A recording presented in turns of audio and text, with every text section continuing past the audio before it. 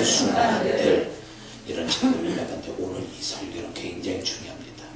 제 인생 속에서도 이거는 굉장히 중요한 작용을 했기 때문에, 또 성경 안에서도 그 일들이 있기 때문에 오늘 이 메시지 잘 들으셔야 돼요.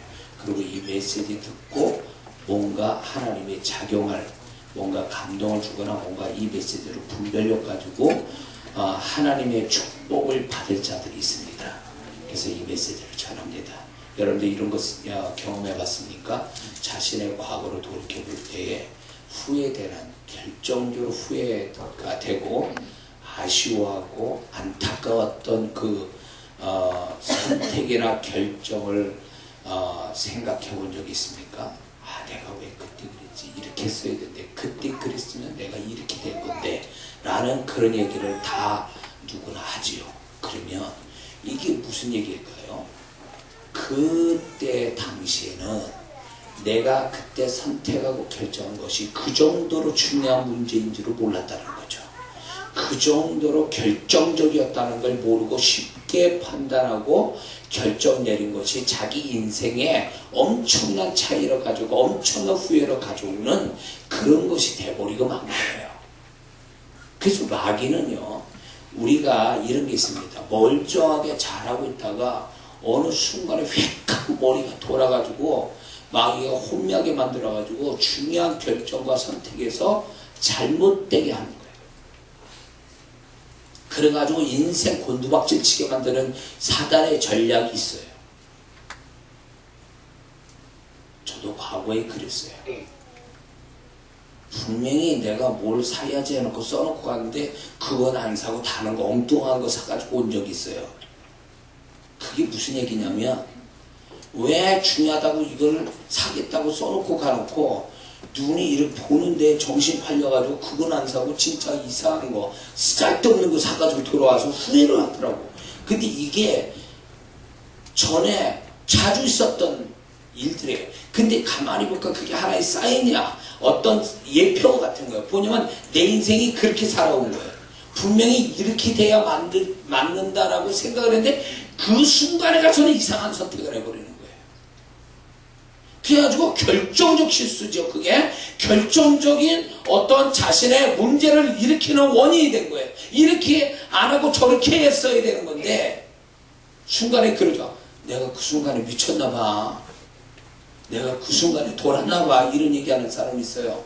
그게 뭘 얘기할까요? 결정적인 순간에 이상한 선택과 결정하는 거죠. 결정적인 거를 결정적으로 보는 게 아니에요. 또 이런 문제가 또 있을 거다, 또 있을 거다라고 해서 가볍게 여긴 그것이 그 사람 인생이 완전 진짜 잘못되거나 그것 때문에 죽을 수도 있는 거죠. 그래서 이걸 아셔야 돼요. 예수 믿는 사람이 자기 인생을 자기가 볼 때도 그렇다면, 하나님이 우리를 보실 때에 내가 그 정도면 하나님도 내 이상으로 아주 중요하다, 이거는 결정적인 거다 라고 하는 그런 일들이, 그런 순간들이 성경 속에 무수히 나옵니다. 그런데 어떤 사람은 하나님이 엄청 이게 중요한 문제라고 그 사람한테 뭔가 계시해주고 뭔가 알게 해준 다음에 이 사람이 정말 하나님이 결정되어질 쪽으로 딱 결정해서 하나님이 예비된 축복을 받는 사람이 있는가 하면, 하나님이 기껏 가르쳐주는데 엉뚱한 쪽에다 찍어가지고 자기 인생이고 영혼이고 다 망친 사람이 있다는 거예요, 성경에. 그러면 이게 성경의 사건이겠냐고요. 오늘 저와 여러분에게도 성경 속에 어리석은 사람, 내지는 정말 성경 속에 지혜로워서 분별력 가져서 하나님이 원하는 쪽으로 선택을 하는, 그렇게 해서 잘 되는 사람도 무수히 많은 거죠. 그래서 올 한 해 살아가는 동안에 여러분에게 이런 게 있을 수 있어요. 결정적으로 하나님이 결정적이다라고 여기시는 어느 순간을 만나게 되는 그런 일들이 있을 수 있어요. 그럴 때에 하나님이 바라신 데다 선택을 해야 돼요. 하나님이 바라신 대로 딱 선택하면 그 순간의 선택이 10년을 좌우하는 게 아니라 죽을 때까지 좌우할 수 있습니다. 잘 하셔야 돼요.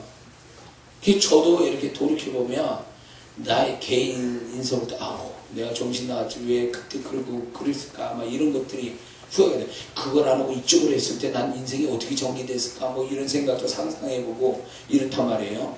근데 적어도 여기 계신 분들은 이제 그런 실수는 하지 말아야 돼요. 우리는 나이도 어느 정도 먹었잖아요. 여기서 실수하면 끝장나는 거예요.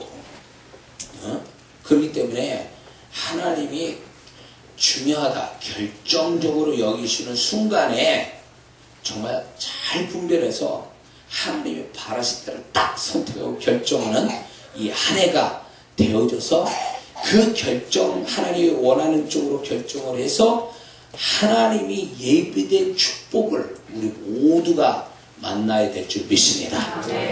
그러면 자 오늘 이 본문을 보면 잘 보세요. 본문에 가보면 예수님이 빌립에게 말합니다. 예수님이 문제 제기를 하죠. 야 우리가 어디에서 이 많은 사람 떡을 사서 사람 먹이겠냐 이게 이제 질문하시는 게 문제 제기를 하고 계시는 거예요. 그럴 때 성경 이렇게 얘기합니다. 이렇게 말씀하시면 친히 어떻게 하실 줄 아시고 말했다는 말씀입니다.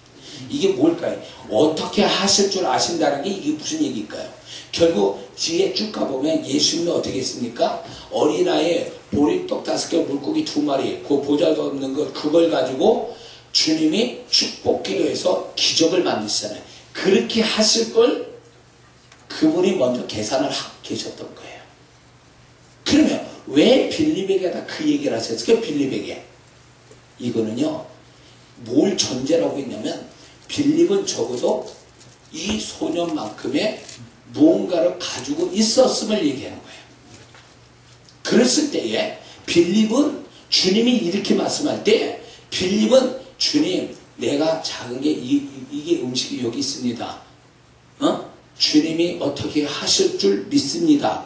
이걸 기대했던 거예요. 그러면서 주님이 그래 그것 가지고 내가 그러면 그래 내가 축복 기도하지. 그리고 기적을 베풀려고 하는데 누구한테 결정적 이 역사를 가지고 오병이어의 사건에 이 결정적 역할과 그런 선택이 누가 받았냐면 빌립이 받은 거예요. 빌립.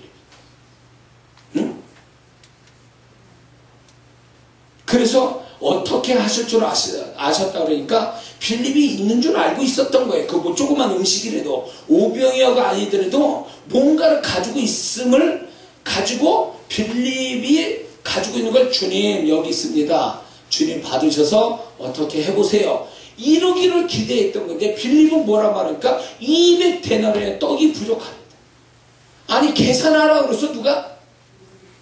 계산하라 그랬냐고. 주님이 그걸 물어본 거예요. 그걸 속을 보는 거지. 주님의 마음을 보는 거예요.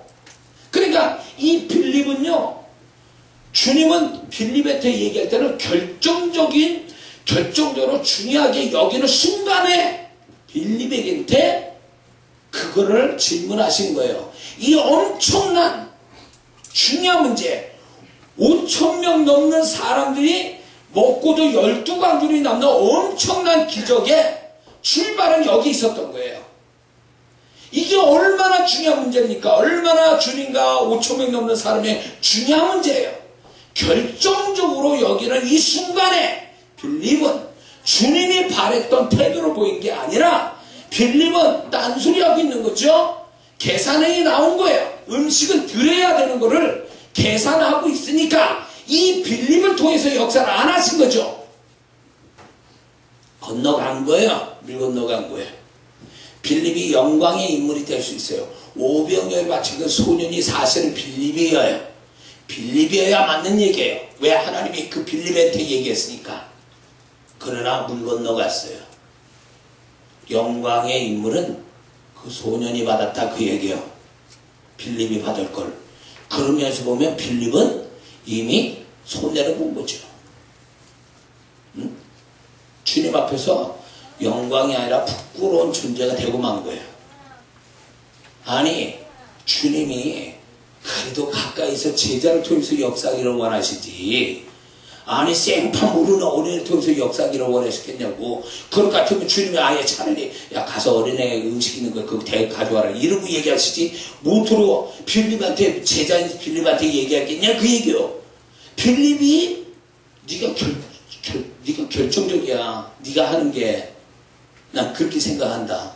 난 그 순간이야. 나는 내가 그렇게 하는 게 그 순간이라고. 이 순간이 너는 어떻게 생각해보라. 이건 중요한 순간이야. 근데 빌립은 그 중요한 순간을 이렇게 보내고 있는 거죠. 영광의 순간이 아니라 수치의 부끄러움의 순간이 돼버리고 만 거예요. 그러면 우리도 이런 식이 될 수도 있다라는 거지. 주님은 어떻게 하실 줄 아시고 빌립이 그렇게 주님이 어떻게 하실 줄 아시고 마음을 읽어서 그렇게 해야 영광의 인물이 될 텐데 기적의 인물이 될 텐데 빌립은 그렇게 못했다는 거죠. 아마 저는 그런 생각 들어요. 가만히 묵상해볼 요한복음 6장을 묵상할 때 빌립이 두고 이 상황을 생각했을 거라고 해요. 두고 후회했을 거라고 봅니다. 주님이 나한테 먼저 얘기했는데 주님이 그렇게 내가 가지고 있는 음식을 가지고 역사하기를 원하셨는데 내가 헛소리 해가지고 내가 그걸 못했네. 베드로만큼 후회를 했을 거예요. 아우 내가 주님을 왜 그 앞에서 부인했지. 그거나 빌립이 아우 내가 왜 그때 그 소리 했지. 이거나. 그러면 잘 보세요. 빌립만이 아니라 우리도 이럴 수 있다는 거예요. 왜? 우리가 상황이 중요해야만이 중요한 순간입니까? 아니요. 성경을 보면 상관과 상관없이 하나님이 중요하다 여기는 순간이 따로 있어요. 그때 우리가 분별력을 가져서 그분이 중요하게 여기는 결정적인 순간에 나도 분별력 가지고 중요하게 여겨서 생각을 깊게 하고 그분이 원하신 쪽으로 딱 선택하는. 그래서 내가 그때 주님이 원하는 방향으로 딱 해서 내가 이렇게 됐어. 정말 그때 잘한 거야. 이렇게 고백을 해야지. 내가 왜 정신 나갔지? 왜 그 짓을 했지? 그때 막 왜 내가 그렇게 해서 했지? 그러면서 후회하면서 살아야 되겠냐고요. 2016년을 그렇게 살면 안 됩니다. 2016년 우리 12월 31일 지날 때 1년을 돌이키면서 그때 주님이 중요하게 여긴 걸 내가 정말 잘했지. 그래서 내가 이렇게 축복받았지. 이렇게 간증해야지. 할렐루야.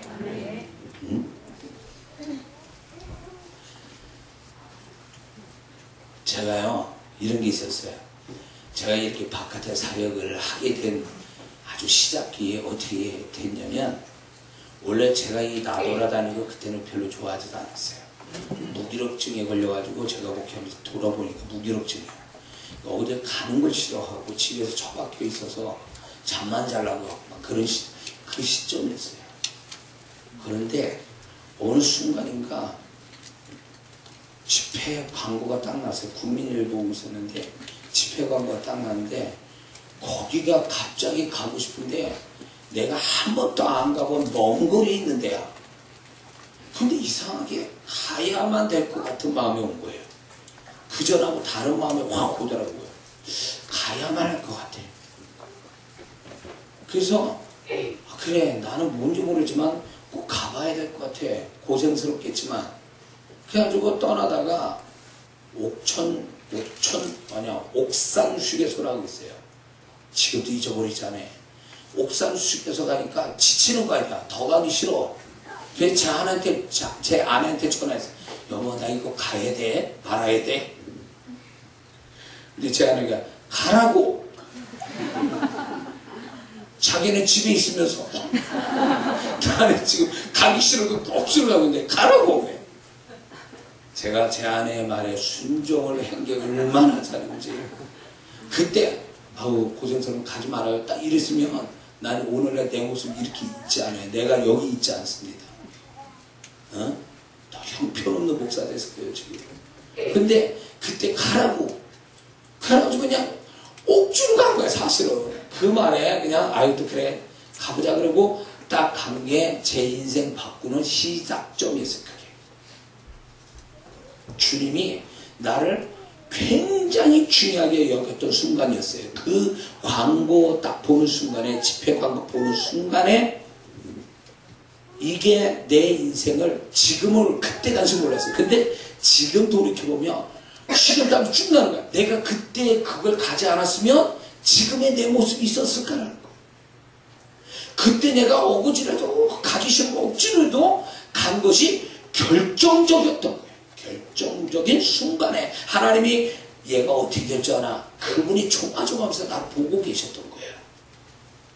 그래서 가야지 했는데 중간에 또 변심이 돼가지고 안 가고 싶은 거를 또 제 아내가 그냥 가라고 푸시하는 바람에 간 게 내 인생을 뒤집어 놓는 시작이 됐어요. 야, 그래서 지금 또 야, 그때 정말 가기를 참 잘했다. 내가 그때 안 갔으면 내 모습이 지금 이랬을까? 막 이런 생각이 오싹오싹한 거예요. 여러분들도 그게 있을 거예요. 응? 그때 그래서 잘했어 라고 하지만 내가 왜 그때 선택을 잘못했을까? 내지는 그게 중요한 건데 내가 만약에 그때 그 순간에 선택을 잘했다면 어떻게 내 인생이 정리됐을까? 한 번쯤 상상도 하잖아요. 맞아요. 그래서 성경에 이제 제가 이제 성경 속을 한번 뒤져보니까 아주 하나님이 중요하다 여기는 순간들이 나와 있는데 그 순간을 접하고 있는 사람들의 모양이 다양하게 나옵니다. 성공한 사람도 있고 실패한 사람도 있고. 그래서 우리가 계속 말씀을 나누지만 자, 하나님이 이스라엘 백성을 2년 좀 넘게 해가지고 광야 생활에다 가데스 바네아라는 데 쓰게 됩니다. 그건 가나안 땅을 눈앞으로 보여주는 마지막 땅, 광야의 땅이에요. 이제 그걸로 훅 들어가면 가나안 땅이에요. 그런데 하나님이 가데스 바네아 딱 쓰게 한 이스라엘 백성들을 그거를 굉장히 결정적으로 여기는 순간이 바로 그 장소에 있었던 거예요. 가데스라는 장소에서. 그래서 하나님이 두고 보는 거예요.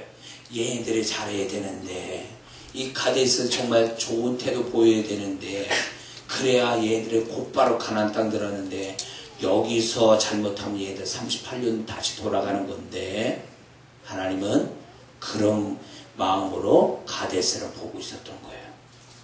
근데 이스라엘 백성은 알았습니까? 하나님 마음 눈치챘냐고. 그 장소가 결정적이라는 걸 알았겠냐고. 모르니까 헛소리를 막 한 거죠. 그러고 나니까 그 다음에 무슨 일이 벌어졌습니까? 그 장소에서 하나님이 중요하게 여기시는 그 순간에 그들은 정말로 불신앙적인 태도를 보이니까 돌아서 다시 38년을 광야로 다시 돌잖아요. 그들이 만약에 38년 돌 것 생각했으면 그때 그런 태도를 보였을까요? 몰랐으니까 그 짓 한 거예요. 몰랐으니까 38년을 다시 왔던 게 다시 서로 저도 뺑뺑 돌을 줄 알았으면 그런 얘기를 했겠냐고. 그런 태도를 보였겠냐고. 그들은 뭐의 문제냐면 하나님이 이렇게 중요하게 여겼다는 것을 가벼이 여겼다는 게 문제가 된 거예요. 가벼이 여겼다는 거. 응? 그 장소가 하나님의 아주 긴장하시면서 하나님한테 긴장하며 결정적인 순간을 내리려고 했던 그 장소였는데 그들은 그 하나님 마음을 몰랐던 거예요. 세상 사람이 예수 없이 사는 게 그게 잘 사는 것 같고 그래도 될 것 같지만 그들의 잘못된 선택이 결국 지옥 가는 거잖아요. 하나님이 죽기 전까지 그 영혼 죽기 전까지 예수 믿게 하려고 하나님이 그렇게 애를 쓰는데 그걸 가벼이 여기죠. 예수가 뭔데 예수 믿는다고 뭐 어떻게 달라지는데 이런 식으로 예수 믿지 않으려고 하다가 가벼이 여기다 죽은 다음에 심판받고 지옥 가는 거잖아요. 어리석은 거죠. 그 어리석음이 예수 믿는 사람 속에도 있는 거예요. 이스라엘 백성들이 하나님 모르는 자들이에요? 아는 자들이에요. 그러나 하나님이 정말로 너희가 결정적이야. 너 잘해야 돼. 이거 못하면 너희들 38년 진짜 또 반복되고 의미 없는 삶을 38년 사는 거야. 만약 그렇게 말씀하며 그랬으면 이스라엘 백성이 어떻게 했을까? 신중하게 정말 들어갑시다. 이랬을까요? 아니면 38년 다시 돌아도 좋다 그냥 이러고 그냥 했을까요 도대체? 난 그게 궁금해. 그게 궁금하더라고. 자, 이게 있어요. 하나님이 너 여기 너 잘못 선택하면 38년 너 뺑뺑이 도는 거야 다시 라고 얘기해주면 얼마나 좋을까 라고 생각했지만 그걸 얘기해줘서 그들이 가나안 땅 들어간다면 하나님을 신뢰하고 들어가는 게 아니라 자기네도 고생 안 하려고 선택했을 거라는 거예요. 그건 신앙이 아니죠. 그래서 잘 들으세요. 여러분에게 올 한 해 사는 동안에 어쩌면 하나님이 결정적으로 여기시는 순간에 딱 우리를 몰아누실 수도 있어요. 그럴 때에 너 요거 잘 선택해라. 안 하면 너 이렇게 어려운 일이 생겨. 내지는 네가 잘 선택해라. 네가 잘 선택하면 내가 생각지 않는 축복을 줄 거야. 미리 말씀했다면 우리는 올바른 선택을 했겠죠. 그러나 왜 하나님이 계시를 안 할까요? 성경에 보면 계시를 안 해요. 왜 안 할까요? 하나님에 대한 신뢰. 하나님에 대한 신뢰를 테스트하는 거예요. 그리고 하나님의 마음을 아는지 모르는지를 하나님이 테스트하고 있는 거예요. 그래서 우리는 그 순간이 딱 오면 영적인 분별력 가지고 아 이게 그 순간이구나. 딱 그럴 때 상황 따르지 않고 자기 기분 따르지 않고 하나님의 속마음을 알려고 애를 쓸 때 우리는 올바른 선택을 할 수 있다 이거예요. 믿습니까? 그렇게 예수 믿지 않는 사람과 결혼하면 고생한다. 그런데도 뭐 그 예수 믿는 하나가 뭐 대수겠냐고 결혼해서 눈물 바가지 쏟으면서 살아. 그때 목사님 그때 제가 목사님 말을 들었어야 되는데 그런데 뭐예요? 다시 돌아갈 수 있는 거. 그 하나가 얼마나 중요한 문제인지 모르고 순간에 선택을 잘못해가지고 그 지경이 된단 말이죠. 그래서 이스라엘 백성들처럼 그 순간에 선택을 정말로 잘못했기 때문에 그들은 생각지 않는 38년을 다시 돌아가는 이런 비극을 맞이합니다.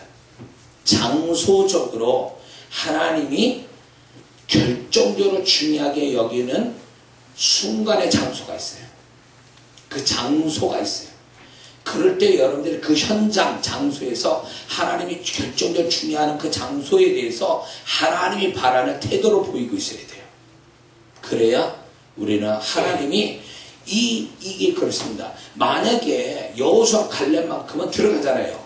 가나안 땅 들어갔는데 이들이 만약에 거기서 딱 우리 가나안 들어가겠습니다. 그러면 뭐가 면제되는 거예요? 38년이라는 헛된 세월이 면제가 되는 거잖아요. 그들한테 축복이 되는 거잖아요. 이거예요. 그리고 대신 그러면서 두 번째는 가나안 땅이라는 축복을 경험하게 되는 거잖아요. 그러니까 하나님이 결정적으로 여기는 순간은요 결국 뭘 말하냐면 이거 아니면 저거예요. 뭐 아니면 도요. 그 순간이 있다는 거예요. 그럴 때 하나님이 그 사람한테 축복을 결정을 잘해서 축복을 받을 거냐 아니면 결정을 잘못해서 미끄러져서 잘못될 거냐는 그 순간 자체의 성격이 그렇다는 거예요. 순간에. 그래서 이런 게 있어요. 제가 잘하는 게 아니라 제가 이끄는 이 집회 현장에 와서 인생 바뀐 사람이 한둘이 아니에요. 그분은 여기 왔기 때문에 그렇게 된 거예요. 다른 현장이 아니라 여기 왔기 때문에 그 사람이 그를 축복받은 거지 이 현장이 아니라 다른 현장 가면 그 축복 못 만나는 거야. 하나님이 이끄신 결정적으로 중요해. 너 여기 와야 내가 너 축복할 수 있어. 네가 여기 있어야 나는 너를 새롭게 할 것이야. 이런 때에 딱 와가지고 있음으로 인해서 이 사람은 그 하나님의 결정적으로 여기는 순간에 선택을 잘해가지고 인생 바뀐 사람이 한둘이 아니라고 제가 이 목회, 이 사역 12년 동안에. 그러니까 야 진짜 기가 막히더라고요. 돌다 결국 여기까지 왔는데 여기가 진짜 하나님이 뒤집어 놓는 하나의 축복의 현장이 된 거죠. 그 사람한테. 예. 저도 그랬으니까. 저도 거기에 기도원 갔을 때 그 기도원에 간 게 제 인생 바꿔놓는 현장이 됐던 거죠. 안 갔으면 어떻게 됐을까요? 뺑뺑 돌겠지. 나도 지금도 계속 고생 뺑뺑 돌겠죠. 자, 뭐가 있냐면요. 사건이 있어요. 다윗에게 골리앗을 만나는 사건은 결정적인 순간이었어요. 그때 다윗은 결정적인 순간에 정말 믿음을 가지고 다윗을 죽였기 때문에 그의 인생은 완전히 다른 차원으로 가게 되죠. 결정적 사건이에요. 그 결정적 사건에서 하나님이 기뻐하는 태도로 가졌을 때에 그게 인생이 바뀐 거죠. 뿐만 아니라 바울이 2차 전도 여행을 위해서 사도행전 15장에 바울과 바나바가 다툼이 일어납니다. 바울과 바나바가 다툼이 일어났는데 하나님은 바울의 손을 들어줬어요. 그 사건으로 맨날 바나바 밑에 바울이었는데 그때로부터 이제 바나바는 사라지고 16장부터 바울이 주인공이 돼요. 사도행전에. 이게요 굉장히 중요한 거예요. 왜냐하면 바울이 더 똑똑해서가 아니라 하나님이 시대적으로 그 사건 속에는 하나님이 바랬던 마음이 뭐냐면 신라를 데리고 미 개척인 선교 여행을 떠나는 게 하나님 뜻이었단 말이에요. 그거를 하니까 하나님이 역사했던 거예요. 근데 바나바는요 조카를 데리고 실수한 조카를 데리고 고향으로 가버린 거예요. 구부러라는 고향으로 가버리니까 하나님이 넌 아니다. 나는 그렇게 원했던 게 아니야. 그러니까 바나바가 시대적 하나님의 마음을 읽지 못하고 하나님이 원하시는 방향이 아닌 다른 방향이니까 그를 제해버린 거예요. 그 이전까지만 해도 바나바를 그렇게 세우고 바울이 바나바의 동역자로 있었던 사람이 갑자기 바뀌어버려요. 왜 그럴까요? 결정적인 순간이에요. 사도행전 15장이 바울과 바나바의 가는 길이 완전히 다른 결정적 순간 그 사건이었기 때문에 그래요. 그래서 저와 여러분들이 이 안에 살아가는 동안에 사건을 만들 텐데 그 사건이 나를 낮출 거냐 하나님이 나를 높이시는 축복에 오르게 할 거냐 그 계기가 될 수도 있다는 걸 알아야 돼요. 그러기 위해서 그 사건을 만날 때 하나님이 뭘 원하신 줄 물어봐야 돼요. 하나님 내가 어떻게 하기를 원합니까? 이 사건에서 제가 어떻게 하기를 원합니까? 할 때 그분이 원하는 대로 움직이고 원하는 대로 말하면 하나님이 그 사람을 세우고 전혀 다른 차원의 존재와 삶을 신앙을 갖게 하지만 하나님과 다른 방향으로 가면 아무리 지금까지 잘해왔어도 한순간에 그냥 하나님 버릴 수도 있다는 걸 이 사도행전 15장의 바울과 바나바의 사건을 통해 얘기하시는 거예요. 중요한 거죠. 하나님이 바나바 입장에서 볼 때는 이게 이렇게 중요한 줄을 몰랐던 거지. 근데 하나님은 너 결정적이야 이거. 나는 결정적으로 여긴다 이 순간을 이 사건을. 바나바가 정말 그렇게 알았다면 그렇게 나오진 않았겠죠. 신앙이 바나바가 나왔습니다. 그런데 바울이 하나님의 주님의 마음을 알았던 거죠. 그걸 끝까지 밀고 갔을 때에 하나님이 그를 세워주시죠. 그래서 우리가 잘해오다가 어느 순간에서 그게 점프를 하느냐 바닥을 치느냐의 결정적 순간들이 있다는 걸 우리는 깨달아야 될 줄 믿습니다. 그 다음에 이런 게 있어요. 시스기야가 이사야를 통해서 부고장을 받지 않습니까? 죽을 거다 너. 그랬을 때 시스기야가 하나님께 바로 기도하지 않습니까? 근데 그 기도를 하나님이 들으시고 그게 생명을 연장시켜 주잖아요. 그러니까 이거는 뭐의 문제냐면 기도와 타이밍의 문제예요. 하나님이 어쩌면 시스기야 왕한테 넌 죽을 거다 얘기해놓고 태도를 보고 있었던 거죠. 어떻게 기도하는지 내지는 언제 기도할지를 딱 보고 계신 거예요. 결정을 내리려고. 만약 시스기야가 기도를 안 했다, 기도를 해도 그 다음날 했다, 그러면 끝난 거예요. 그런데 하나님이 이 시스기야가 하나님 타이밍에 맞게 딱 기도하니까 그가 생각지 않는 하나님만이 아실 수 있는 생명을 연장받잖아요. 놀라운 얘기죠. 자, 아브라함이 소돔과 고모라 성을 위해서 기도합니다. 이 소돔과 고모라 성을 기도할 때에 이게 하나님이 아브라함에게 기도의 결정적인 네 기도로 내가 결정하겠다 라는 식이잖아요. 그래서 의인 10명까지도 내려갈 정도로 하나님이 허락했다는 건 아브라함의 기도에 따라 내가 움직이겠다 그런 얘기거든요. 그래서 그때 그 시간에 아브라함이 기도한 것이 결정하려고 하나님이 뭔가 결정하려고 마음을 먹었던 그 순간이었단 말이죠. 근데 의인 10명이 없어서 결국은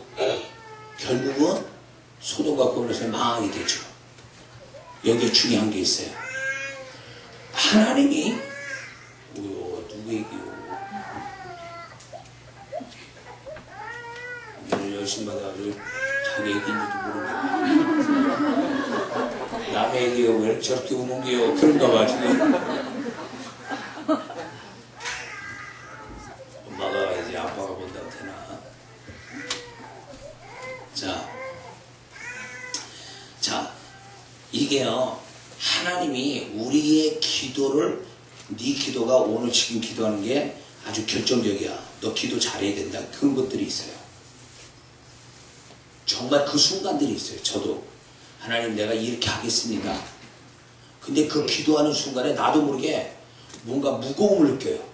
비장함을 느껴요. 그거는 그 느낌이 뭐냐면 네 기도대로 내가 하겠다는 거예요. 너 요번 기도가 아주 결정적이다. 마지막 순간이야. 딱 이런 거예요. 자, 그 희한해요. 그럴 땐 겁이 나요. 내가 한 영혼에 대해서, 어떤 하나님의 일에 대해서 제가 마지막 말하는 게 있어요. 만약에 이런 게 있어요. 제가 저한테 맡겨준 영혼이 있잖아요. 교회에서. 근데 이 영혼이 아무리 얘기를 해도 안 들어먹어. 그럴 때 제가 하나님 앞에 마지막 하는 말이 있어요. 근데 이게 결정적이라는 거를 알면서 하나님 이제 저 영혼에 내가 할 만큼 했는데 저 영혼에 대해서 이제 제가 어떻게 할 수가 없습니다. 그러니까 이렇게 해주세요. 저 영혼이 저한테 붙여서 축복받을 영혼이면 제 말을 듣고 순종을 하든가, 순종을 못하면 교회를 나가게 해주세요. 빨리. 두 가지를 딱 얘기해요. 그럼 그게 결정적이에요. 그러고 나서 기도를 안 합니다. 그러면 딱 결론이 나와요. 뒤집어 치든가 나가든가 둘 중에 하나 나와요. 왜? 하나님은 네 기도 마지막 그 기도 내가 결정적으로 듣는다. 그 얘기예요. 그래서 여러분들도 마찬가지예요. 말을 많이 한다고 하나님이 잘 들으실 게 아니라 하나님이 네 기도 마지막 그 기도 내가 진짜 그 기도대로 해줄게 라는 순간이 있어요.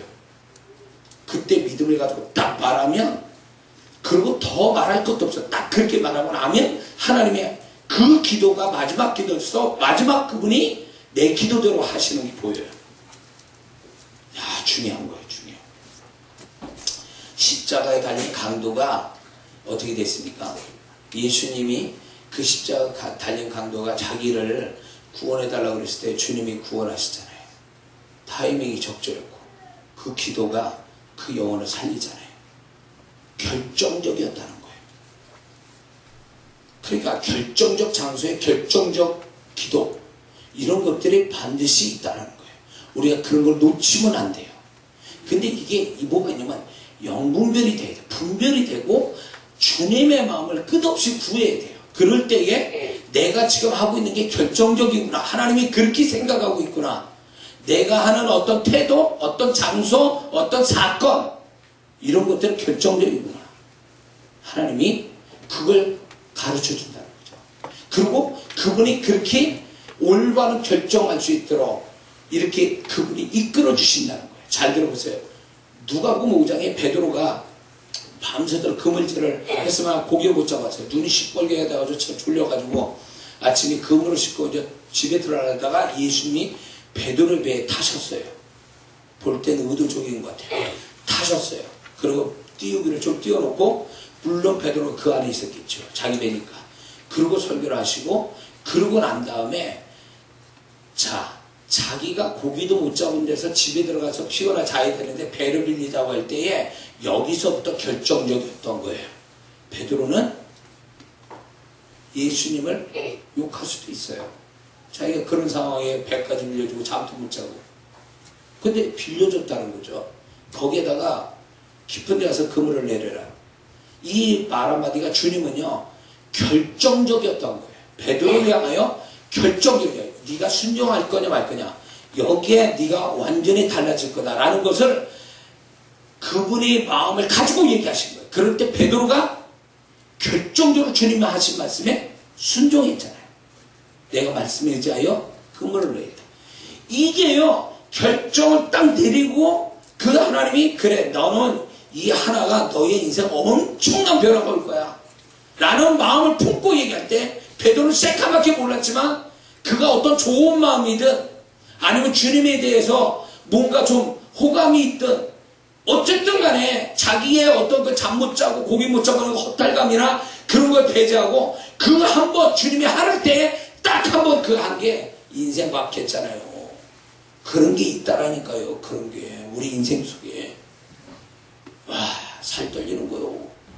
베드로가 저는 그랬을 것 같아요. 베드로가 뒷날 뒤돌아보면서 야 내가 그때 예수님께 배 들려드린 게 배 빌려드린 거 아주 결정적이었다.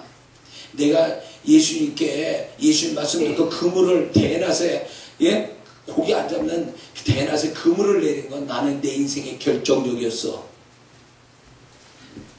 얼마나 다행스럽게 여겼을까. 그런 게 올해 저와 여러분의 삶 속에 있다라는 거예요. 자, 또 성경에 보면 이런 게 있어요. 언어, 어떤 말을 하느냐가 굉장히 중요합니다. 성경이 주님이 너 뭐 해주기 원하냐 할 때 눈뜨기 원합니다. 그러니까 그 말이 결정적이었어요. 주님은 그걸 듣고 싶었던 거지. 그래 네가 말하는 대로 내가 역사할 거야. 돈을 주세요. 그럼 돈을 줬겠죠. 그러나 눈을 뜨기를 원합니다. 그러니까 그래 나는 결정했다. 너 믿음대로 되라. 이렇게 그 언어 한마디에 인생이 바뀐 거죠. 솔로몬도 일천부대를 놓고 분별력 지혜를 달라고 그랬을 때 하나님은 그가 지혜를 구하기를 바랬던 건데 딱 하고 결정적으로 그 말을 하니까 부와 영광을 함께 주시잖아요. 그분이 솔로몬이 다른 게 아니라 그분이 원했던 결정적인 순간에 네가 이런 말을 했으면 좋겠다라는 걸 기대하고 얘기했을 때 이게 그 솔로몬이 딱 했을 때 하나님이 그 말 한마디 인생이 확 바뀌는 거예요. 완전히. 성경 보면 아주 겁나는 내용들이 많아요. 삼손이 말 한마디 잘못해가지고 결정적으로 인생 망가지지 않습니까? 비극의 인물이 되지 않습니까? 여호수아 갈렙도 하나님이 바랬던 그 말을 결정적으로 딱 그 순간에 했을 때에 여호수아 갈렙만 들어가잖아요.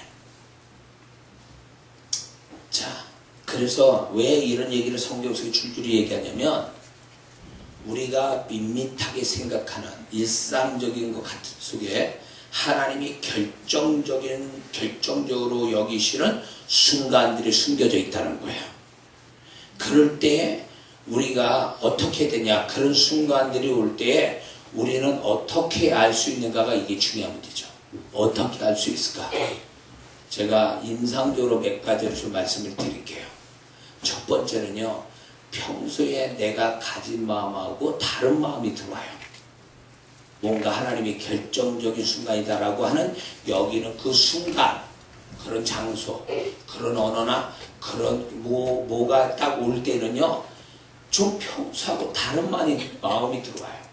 좋은 마음이든 영적인 마음이든 어떤 바람이든 평소하고 다른 내 마음이 훅 하고 들어오면 야 이게 결정적인 순간이구나 지금. 요거를 가르쳐 주시는 거예요. 이해가 되십니까? 두 번째는 뭐가 있냐면 시간이나 장소나 사람에 대한 중요성을 인식하게 된다는 거예요. 예를 들어서 이런 겁니다. 요 시간에 뭐가 역사가 일어날 것 같아 라든가 요 장소에서 뭐가 역사가 올 것 같아.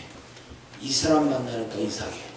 이 사람을 만날 때 뭐가 될 것 같아 라는 이 중요성에 대한 인식이 온다는 거예요. 특별한 감정들, 특별한 생각들, 그게 틀림없어요. 왜냐? 성령께서 그걸 계시해 주는 거예요. 그걸 계시하는 거예요. 그런 감각을 가질 필요가 있어요. 사람이라고 다 똑같은 사람이 아니에요. 장소라고 다 똑같은 장소가 아니고 시간대라고 다 똑같은 시간대가 아니에요. 하나님이 뭔가 결정을 내리려고 하는 시간이나 사람이나 장소는 따로 있어요. 그거를 감지하게 만드신다는 거예요, 우리를. 그 다음에 최악의 상황이 생길 때에 이 최악의 상황이 오면 하나님이 뭔가 결정을 내리려고 하는 순간에 그 최악의 상황이 그래서 우리는 그 최악의 상황이 올 때에 내가 생각 잘해야 되고 말을 잘해야 돼요. 그래서 그걸로 인해서 하나님이 반전이 오게도 하시고 하니까 최악의 상황은 하나님의 뭔가 결정 내리는 순간이다. 이렇게 공식을 잡으면 됩니다. 그 다음에 계산하지 않는 마음이 들어오면 그게 결정적인 순간이에요. 자, 평생을 계산하는 마음이 안 돼요. 그 순간만큼은 내가 계산이 안 돼? 라고 하면 그게 바로 하나님이 결정적으로 여기시는 순간이라는 걸 가르쳐 주는 거예요. 네? 그런 사람이 한둘이 아니에요. 제가 만난 사람 중에 제가 그런 걸 느끼거든요. 제가 느낄 때 당신이 이랬으면 좋겠습니다. 딱 그러면 틀림없어요. 그게. 왜냐면 그 때에 그 시간에 그렇게 해야만 되는 게 있어요. 그러면 그걸 딱 하잖아요. 그러면 여지없어. 그렇게 하길 잘하지. 이런 말을 한두 번 들어본 게 아니에요. 근데 그게 다 뭐냐면 이 공통적으로 계산하지 않는 마음이 들어가 있는 거예요. 근데요, 이런 게 있어요. 잘 들어보세요.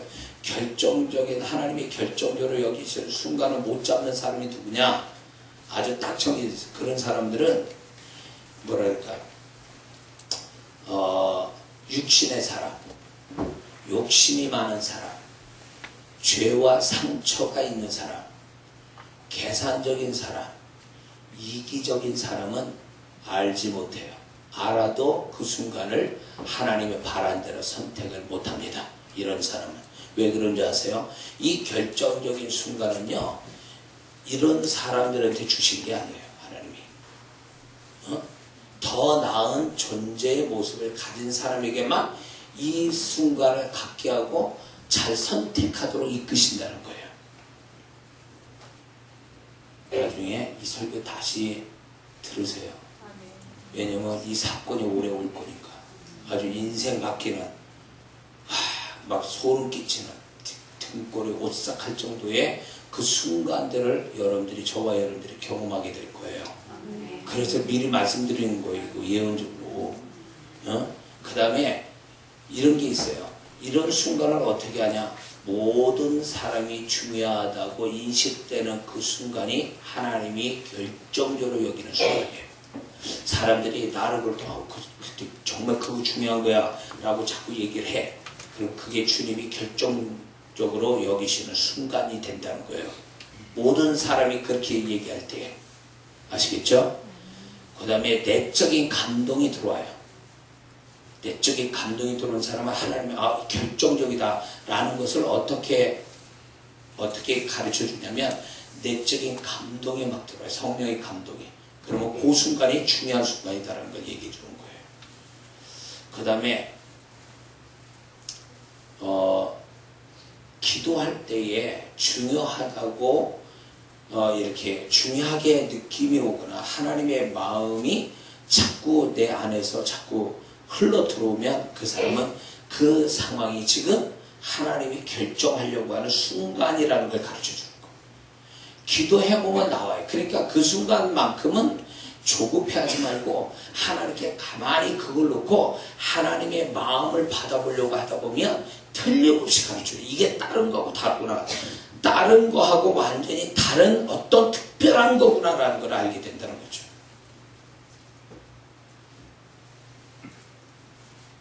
그리고 내가 어떤 중요한 역할을 하게 된다면 그게 하나님이 결정적으로 중요하게 여기는 순간이라는 것을 인식해야 돼요. 중요한 역할을 하는 그 순간이. 이해가 되십니까? 제발 깨달으세요. 이런 일이 올 거니까. 자, 지금 이런 얘기는 제가 인상으로 경험된 거고 사실적으로 성령님이 또 그렇게 이끌어 가시고 여기 제 현장에서 온 사람들을 공통점을 발견해서 얘기하는 거예요. 이 얘기는 지금. 그러면 그런 결정적인 순간이 올 때 우리는 어떻게 해야 되는가 할 때에 계산하지 말아야 됩니다. 하나님은 계산을 통해서 역사하잖아요. 믿음을 통해서 역사합니다. 그래서 계산하면 안 돼요. 자꾸 머리가 자꾸 계산 돌아가면 안 됩니다. 그리고 다음으로 미루면 안 됩니다. 시간을 놓치지 말라는 거예요. 왜? 하나님이 결정적인 순간이라고 여길 때는 그 시간이 지나면 언제 다시 올 줄 몰라요. 기회가 다시 안 온다는 거예요. 그렇기 때문에 다음으로 절대 미루지 말고 그 하나님이 주신 타이밍, 아주 그 타이밍에 딱 맞춰 그분이 원하는 것을 그대로 보여드리면 되는 거예요. 그냥. 그리고 믿음으로 행하라. 그리고 그 순간을 다른 사람한테 빼앗기지 마라. 왜냐하면 그 순간에 내가 하나님의 나한테 찬스, 빌립에게 찬스 주신 것을 지금 빌립이 그 찬스를 못 썼단 말이에요. 그러니까 빼앗긴 거예요. 어린 소년한테 빼앗긴 거예요. 이런 식이 나와요. 분명히 하나님이 나한테 먼저 찬스를 줬는데 그 순간 내가 정말 선택 잘하면 그 축복이 나한테 오는 건데 내가 그걸 뒤로 미루거나 계산하거나 이래가지고 다른 사람한테 넘어가는 수가 있어요. 다른 사람에게 그 기회를 주고 다른 사람이 그 축복을 받는 경향이 있다는 거죠. 자, 하나님이 결정적이다라고 여기시는 순간에 우리가 긍정적인 반응을 보이지 못하면 예비된 축복과 영광을 가지지 못하게 되어 있다는 거예요. 그분이 결정적으로 여기시는 순간이라는 것은 우리를 망하게 하려는 게 아니라 나를 더 차원 높은 축복과 차원 높은 삶, 차원 높은 존재로 만드시기 위해서 그분이 그 결정적인 순간을 허락하시는 거예요. 그래서 그것이 결국 그 결정적 순간은 축복, 엄청난 축복을 포함하고 있기 때문에 그때 그걸 잘 분별하고 하나님이 바라는 대로 하라는 거예요. 바라는 대로. 예. 그래서 하나님이 결정적이다 할 때, 자, 예를 들어서 내가 이런 게 있어요. 어떤 행동을 하거나 어떤 하나님 앞에 기도 한번 하거나 아니면 돈 많아 헌금하거나 그럴 때 전에 돈 많아하고 지금 돈 많아 헌금하는 거고 차원이 다를 때가 있어. 왜? 네가 지금 하는 게 결정적이다 이게. 이런 게 있단 말이에요. 이렇게 같은 걸 해도 같은 행동 같은 어떤 장소에 뭐가 있어도 하나님이 다르게 스페셜로 결정적이다라는 어떤 순간이 있다는 거예요. 결정적이다라고 하는 어떤 것들이 있다는 거야. 아주 특별한 경우가. 그래서 그걸 잘 분별할 필요가 있다는 것입니다. 이스라엘 백성이 가데스에서 생각해 보세요. 장소는 여러 군데 돌아다녔겠죠. 2년 동안 광야에서 여러 군데 돌아다녔겠지만 이 가데스는요 결정적인 장소였어요. 근데 이 결정적인 장소에서 이들이 잘못을 해버리니까 결국 그들은 오히려 반대의 불행의 어떤 결과를 가져오게 되죠. 하나님이 바랬던 것은 아니에요. 그러나 하나님이 결정적이다라고 하는 그 장소에서 그들이 축복을 받지 못하면 불행을 갖게 됐다라는 거죠. 그래서 우리가 결정적인 순간에 하나님이 바라는 대로 선택해서 축복을 받아야지 그렇지 못하면 오히려 반대적 현상이 일어날 수도 있다. 그걸 주님이 경계로 우리에게 말씀합니다. 그리고 긍정적 반응을 보이지 않으면 언제 다시 그 기회가 다시 올지 모른다는 거죠. 하나님이 결정적인 순간을 딱 주실 때 뒤로 미루지 말고 그걸 그때 하나님 바라는 대로 딱 해버려야 그 기회를 잡는 자가 되지 그거를 안 잡잖아요. 안 하고 그냥 넘어가잖아요. 그러면 그 결정적인 순간을 다음에 언제 만날지 우리는 모른다는 거예요. 그래서 저는 항상 이런 생각 들어요. 집회를 이렇게 해서 신년 집회 사람이 적게 오든 많이 오든 그거 중요하지 않아요. 저는 이 시간 이 현장에서 이런 메시지가 나는 여러분에게 어떤 결정하게끔 만든다. 어떤 결정적인 순간을 여러분에게 제공한다 이렇게 생각되는 거예요. 그래서 많은 사람이 제 집회에서 완전히 여기서 내가 갈 수 있는 끝이다. 내가 여기서 끝을 본다라는 이 생각 가지고 하다가 여기서 새로운 것들을 전개되는 새로운 축복이 열리는 역사들을 많이 보게 돼요. 그래서 가끔가다 이런 얘기 들어요. 목사님 내가 마지막으로 오는 데입니다. 이러더라고요. 협박하는 것도 아니고. 아우, 그 얘기 들을 때마다 막 오싹오싹하는 거예요. 그러니까 나는, 야, 이 사람을 위해서라도 내가 진짜 정신 차리고 뭘 해야지. 하나님의 음성 전달에 이게 잘못됐다 인생 하나 망치겠구나 막 이런 생각이 한두 번 든 게 아니에요, 제가.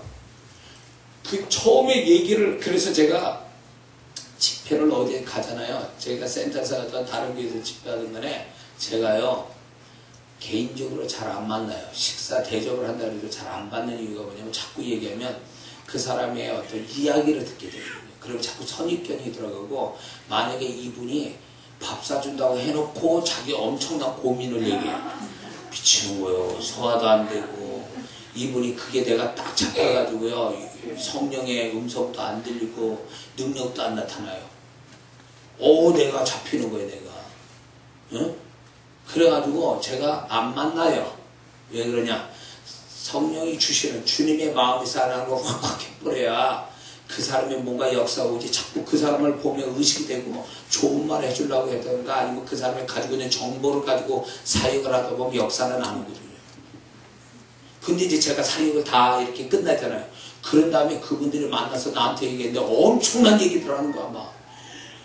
그냥 내가 이거 한 사람 인생을 막 죽였다 살렸다 막 그냥, 이 집회 참석한 사람을 내가 막 인생 망칠 수도 있겠구나, 잘못하면. 이런 얘기를 막 하는 거야, 나한테. 막 겁나는 얘기들을요.